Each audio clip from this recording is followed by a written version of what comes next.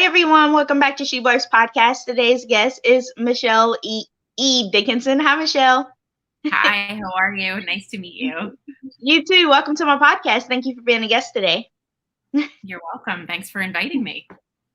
So, Michelle is an author. She's a mental health advocate and a TED speaker. So, can you tell our listeners what inspired you to write your book, Breaking Into My Life? Sure. Thanks for asking. So I was invited to give a TED Talk, and that was pretty much what changed everything for me. I was working a corporate job, was pretty content. And then I had a colleague who knew the story of my childhood, which was I grew up with a mom who had bipolar disorder. And I spent a lot of my young adult life caring for her. And so when I was nominated to give the TED Talk, I told the story of what life was like growing up with a mother who had bipolar disorder, the mania, the depression, just the whole experience of the reversal in child caring for mom versus mom caring for child.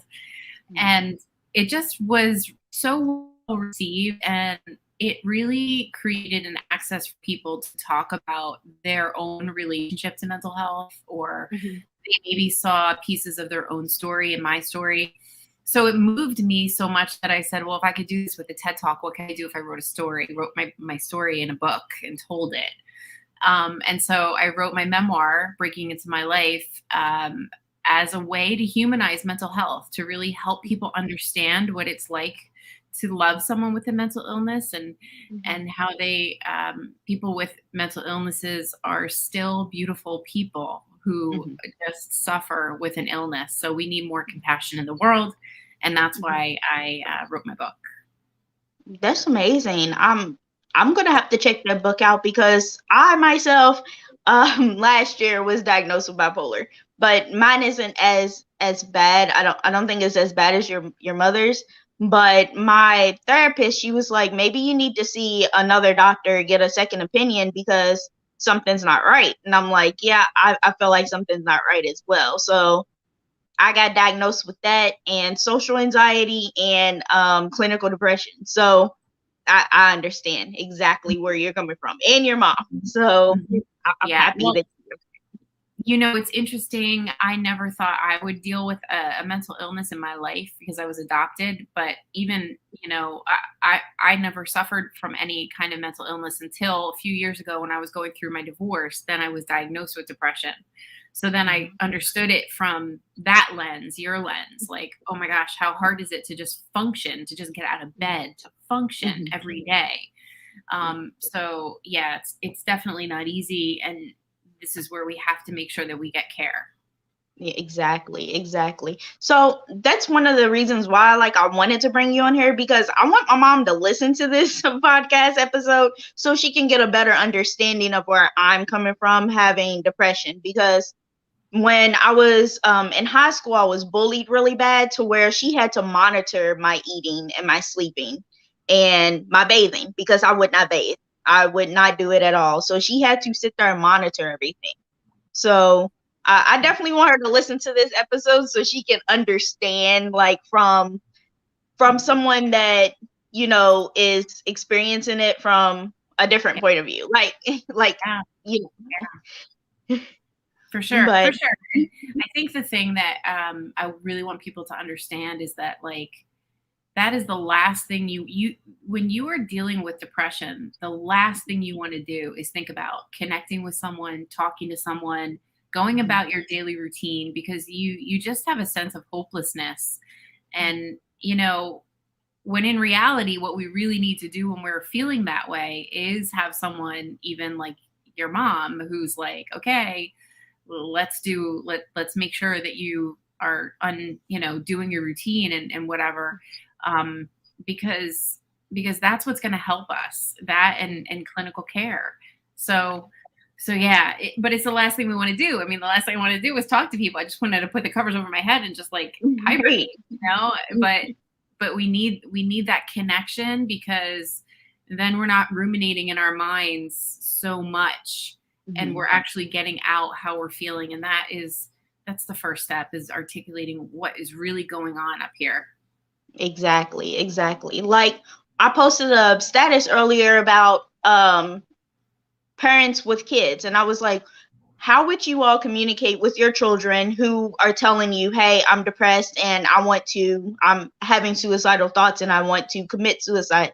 And a lot of them said that they would go get help, but it's difficult to get them help. Like, it's difficult to get help because they'll make you sit in the waiting room. They won't take you if you don't have insurance. Yeah. They won't take you if they don't have any beds. And then, from my experience in the hospital, they don't help you. They don't. They just give you medication and watch you, basically. So they don't give you like advice. They don't help you. They don't talk you through it. They don't tell you what you can do to help you with depression or any mental illness. And I'm like, why hasn't anyone started like a nonprofit organization to help other people? Like, I just don't think there's help out there, if that makes sense. Yeah, I mean, I think that there actually is, but we don't know about everything that's available. I recently had a conversation with a gentleman at Talkspace. Talkspace is like a wonderful resource because you can literally, if you reach out to them, you'll literally be talking to a therapist, whether it's by phone or by text, within hours, instead of going to the hospital. And I know it's not ideal. We want to see somebody physically in our presence. But honestly, as a first line of support, that's amazing. I mean, a video chat with a doctor, a text with a doctor, these are all resources we need to know and share with people so they don't think the only place I can get help and it's subpar is the ER, right? There are other places. So, Talkspace, My Wellbeing, there's quite a few. Psychiatry Today, you can find a therapist there. The idea that with the work that I do in the setting is I want to help people preserve their mental health so that they don't hit a crisis, so that when they notice they're slipping, then it's not so bad that you're in a crisis that you have to go to the ER. Like, I want to help people help themselves, and then also know where to go when they start realizing things are getting a little too hard. So I think I should probably check in with someone before it reaches that point. Right. Yeah. I agree with you. I agree. So do you do any coaching or anything? Actually, I do. It's so funny. I actually have been coaching quite a few people, mostly around mindset and just awareness around things that people can do to preserve their mental health. And then I also coach people who have a loved one that they're supporting, and they're getting lost in the routine of trying to take care of someone they love. So I also coach caregivers as well. Wow, that's amazing. Not to cut you off, but your dog just knocked over your pillows, and I was like trying not to laugh.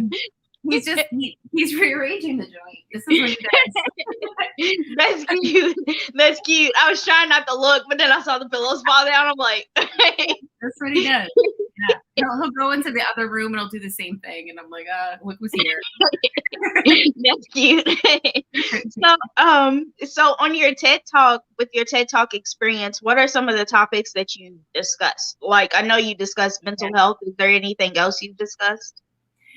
So I've given one TED Talk, and I've given it in different iterations.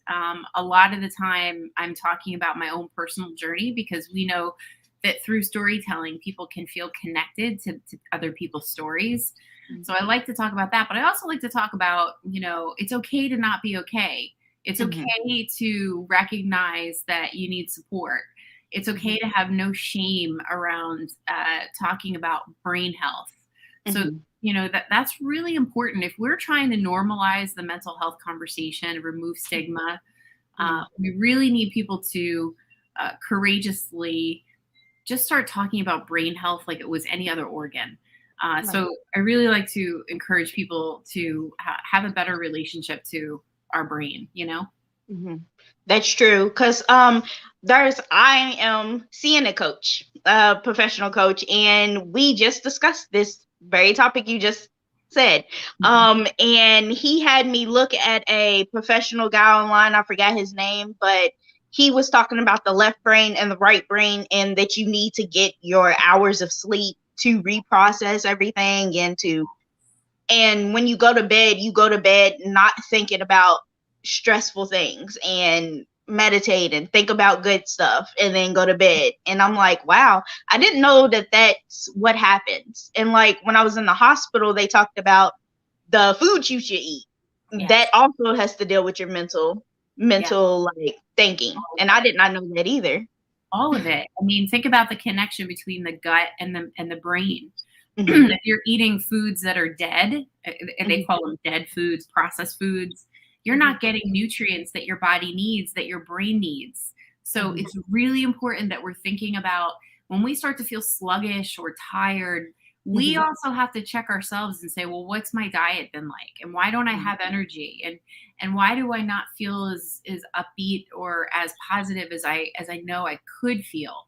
Because we could be sabotaging ourselves by poor diet, bad sleep hygiene. I talk about sleep hygiene in my program all the time because sleep is so critical for brain balance. And if we're not getting good quality sleep, it's like you're running on empty. So how do you expect your brain to fire at what you want it to and produce and perform and be healthy? So these are all things we have to think about. Like, is your room, is your sleep space optimal for good sleep hygiene? Are you turning off your screen before an hour or so or 2 hours before you go to bed? Are you making sure you're not looking at your phone before you fall asleep? Are you trying a nighttime meditation to get yourself to relax? All of these things all feed into the quality of our rest, and that's so important for brain health. Right. I agree. Like, I did not know that like processed foods can mess with your brain like that until I went to the hospital and they was like, what are you eating? And I'm like, cake, donuts, pizza. And they're like, what? They're like, I don't eat vegetables. And people's like, you don't eat any vegetables at all? And I'm like, no.